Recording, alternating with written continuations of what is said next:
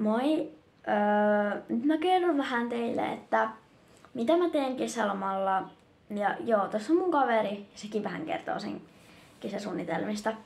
Eli no, me mennään viikon päästä Järvenpäähän meidän serkkujen luo, tai mun serkkujen luo.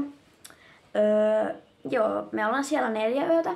Sitten me mennään iskän kanssa Särkänniemeen heinäkuussa, joskus silloin.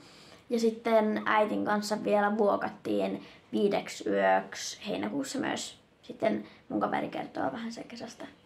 No mä menen tonne Helsinkiin, mä mennään sellaiseen Fatserin tehtaalle tonne karkkikierrokselle.